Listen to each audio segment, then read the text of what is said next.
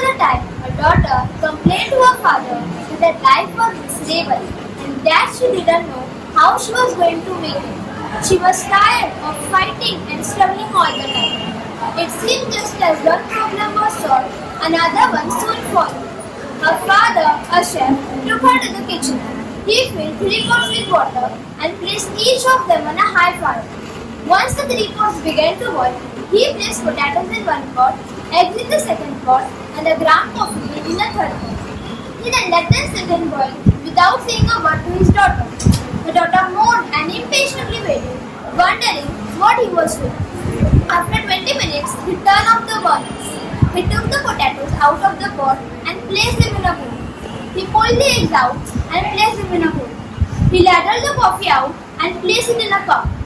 Turning to her, he asked, "Daughter, what do you see?" "Potatoes, eggs and coffee," she hastily replied. "Look closer," he said, and touched the potatoes. She did and noted that they were very soft. He then asked her to take an egg and break it. After pulling off the shell, she observed the hard-boiled egg. Finally, he asked her to sip the coffee. Its rich aroma brought a smile to her face. "Father, what does this mean?" she asked. He then explained that the potatoes, the eggs, and the coffee beans had each faced the same adversity, the boiling water. However, each one reacted differently. The potatoes went in strong, hard, and unrelenting, but in boiling water, it became soft and weak.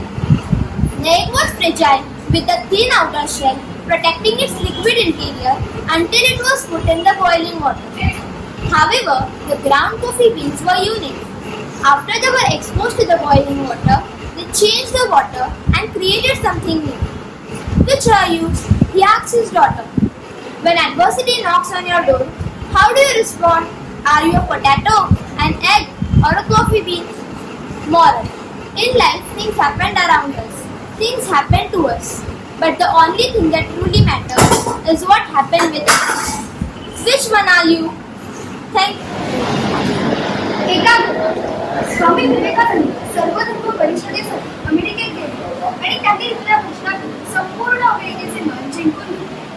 तिकडच्या लोकांनी त्यांना राहायला सांगितले आणि त्यांनी पुढचे 3-4 महिने तिथे वास्तव्य केले आणि ते सगळीकडे प्रवचन देत असत. असेच एका ठिकाणी ते राहत असताना संध्याकाळी फिरायला म्हणून ते बाहेर पडले आणि जवळच्या जगातयावर गेले. किती काही मुलं नेमबाजीचा खेळ खेळत होती. त्यांनी काय केलं होतं की प्लास्टिकची काही वरती त्या तळ्यात सोडून दिली होती आणि आपल्या जवळच्या असणाऱ्या एका खोट्या बंदुकीने त्या बदकांवर नेम धरण्याचा ती मुलं प्रयत्न करत होती. त्यांनी किती प्रयत्न केले पण त्यांचे नेम काही लागत नव्हते. बराच वेळ हा मुलाचा खेळ पाहिल्यानंतर स्वामीजी थोडेसे हसले. त्यांना हसताना पाहून तिथल्या मुलांनी विचारलं, "स्वामीजी, तुम्ही आम्हाला हसता, पण तुम्हाला करता येईल का नेमबाजी?" स्वामीजी म्हणाले, "कौतुकी प्रयत्न होते." असं म्हणून स्वामीजींनी बंदी हातात घेतली आणि पुन्हा एका कृतीने त्या बंदुकीचा नेम त्या बदकांवर धरला आणि एका मागोमाग एक अशा 6 गोळ्या त्या बंदुकीत निघाला आणि त्या बदकांना जाऊन लागल्या. सगळी मुलं आश्चर्यचकित झाली आणि आनंदाने टाळ्या वाजवू लागली. "स्वामीजी, तुम्ही पूर्वीच मला सांगितलं तुम्ही नेमबाजीमध्ये इतके निष्णात आहात म्हणून. तेव्हापासून नेमबाजी करता तुम्ही स्वामीजी?" स्वामीजी म्हणाले, "मुलांनो, मी पहिल्यांदाच नेमबाजी करतो." My story name is Neverland. Once upon a time, there was a boy named Adam. Adam had learned from his friends that lying is the easiest way out of any situation. So he became fond of lying, and he fled to his small life. When his parents caught him and warned him against telling lies, he shrugged them off, saying, "Lies never have any meaning." Adam's father decided to teach Adam why lies is bad. One evening, Adam and his father were walking down the street. Just then, saw a car rammed into a bookstore. Adam's father asked the man what happened, and he replied, "The car driver lied to his father that he can see without spectacles. They both were in the car when the accident happened. The father is seriously hurt. I am sure the boy regrets our lie." Adam's father looked at Adam and said, "See, Adam, a lie is so dangerous. It can hurt you." Adam realized the huge cost of life and stopped lying. Moral of the story: lying is not the way to get out of something or getting a option. They need to beat his mother up. Once upon a time, in a small village, there was a notorious thief named Raj. He was infamous for his crime and was feared by everyone. Despite his many misdeeds, his mother loved him dearly and always defended him. One day, Raj was caught red-handed by stealing for a wealthy merchant. The villagers tried of his disconsolate decided to take him to the king for justice. The king sentenced Raj to death for his crime. Before his execution, Raj requested to see his mother one last time. The request was granted and his mother was brought to him. As she approached, Raj asked to whisper something in his ear. When she heard it, he bit her ear very hard. Everyone was shocked and demanded an explanation for this brutal act.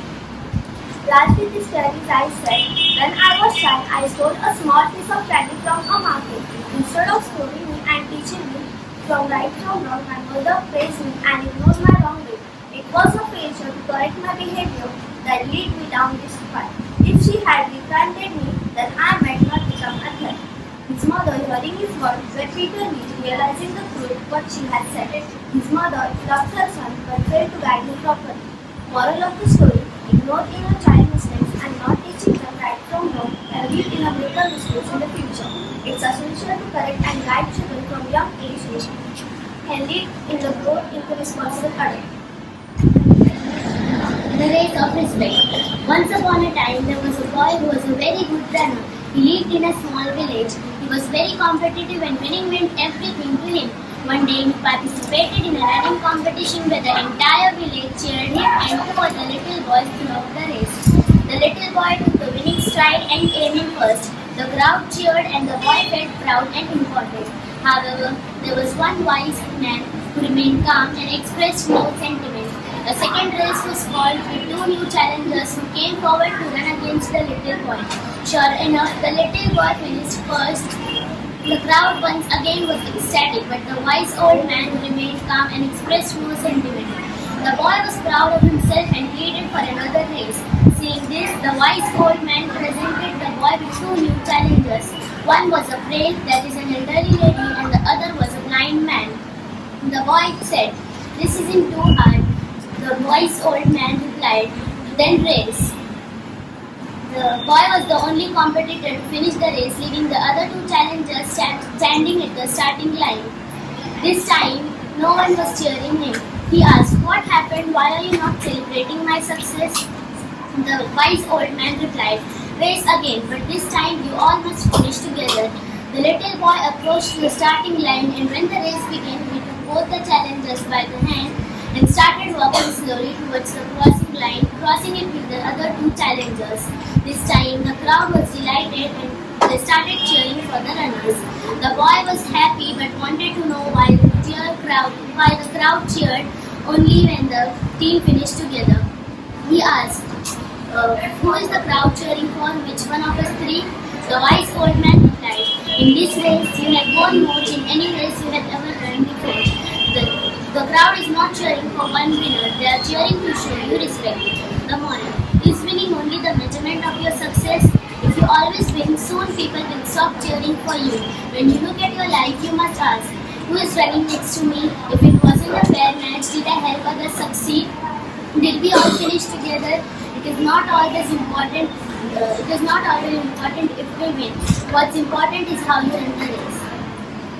Thank you.